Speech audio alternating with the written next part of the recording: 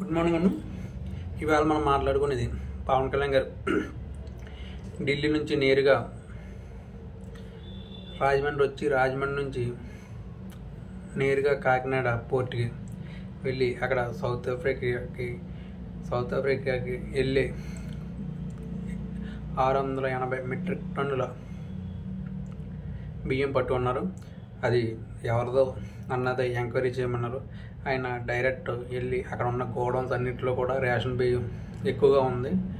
అందుకని అంటే అక్కడ ప్యాకింగ్ అది రేషన్ ప్యాకింగ్ కాదు, వేరే ప్యాకింగ్లో రేషన్ బియ్యం ఉన్నాయి అనేది ఈయన రుజువు చేశారు. అలాగే అధికారులు కూడా అదే అన్నారు. ఇంకోటి ఏంటంటే మనం చెప్పుకోదగ్గది, ఈ రేషన్ బియ్యం రేషన్ షాపుల్లో తీసుకుని చాలా తక్కువ ధరకి ప్రజల దగ్గర కొని దాన్ని జాగ్రత్త తెలంగాణ, ఆంధ్రప్రదేశ్, ఒరిస్సా, తమిళనాడు ఈ స్టేట్ల నుంచి కూడా తీసుకొచ్చి అది Myanmar and south Africa, Kenya ఈ దేశాలకి పంపించి ఎక్స్పోర్ట్ చేసి విపరీతమైన లాభాలు తెచ్చుకున్నారు. గత ప్రభుత్వం హయాంలో ఉండే ఒక పెద్ద తలకాయ, ఆ తలకాయ ఇదంతా నడిపిస్తున్నట్టు చెప్తున్నారు.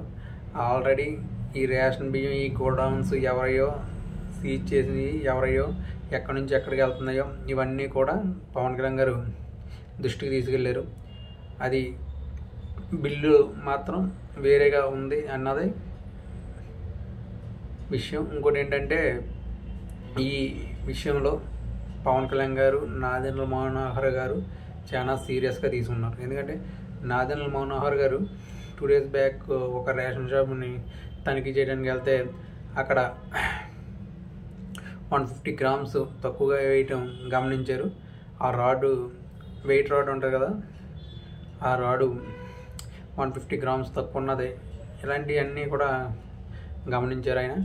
అప్పుడు వెంటనే సీజ్ చేయరు. అలాగే ఆయన కూడా పౌరశాఖ మంత్రి కింద బాగా పనిచేస్తున్నారు నాదెండ్ల మనోహర్ గారు. అలాగే ఈ విషయంలో పవన్ కళ్యాణ్ గారు కూడా ఆ రేషన్ బియ్యం ఎక్కడి నుంచి ఎక్కడికి వెళ్తున్నాయి ఇవన్నీ కూడా నాకు పూర్తి డీటెయిల్స్ నాకు కావాలి అని పవన్ కళ్యాణ్ గారు నెక్స్ట్ ఏమో సముద్రం మిడిల్లో పట్టుకున్నారు. రక్షణ శాఖ ఆధ్వర్యంలో ఆ షిప్ని సముద్రం మిడిల్లో పట్టుకున్నారు. అంటే సముద్రం మిడిల్లో ఉంటే ఇక్కడ నుంచి జాగ్రత్త పడవల మీద వెళ్ళి అక్కడ బియ్యం వేస్తున్నారు, అక్కడ లోడ్ చేస్తున్నారు. లోడ్ చేస్తూ అక్కడ ఉన్న రక్షణ శాఖ నెక్స్ట్ అక్కడ ఉన్న కోస్ట్ గార్డ్స్ వీళ్ళందరూ కలిపి పట్టుకున్నారు. అదే విషయాన్ని పవన్ కళ్యాణ్ చెప్తే పవన్ కళ్యాణ్ వెంటనే వెళ్ళారు. నాదెండ్ల మనోహర్ గారు, పవన్ కళ్యాణ్ గారు వెంటనే ఈ విషయం మీద ఇప్పుడు పవన్ కళ్యాణ్ గారు సముద్రం లోపలికి వెళ్తారా లేదా అన్నది కాదు, కానీ పోర్టు వరకు వెళ్ళారు. పోర్టులో పవన్ కళ్యాణ్ గారు ఉన్నారు ప్రస్తుతానికి.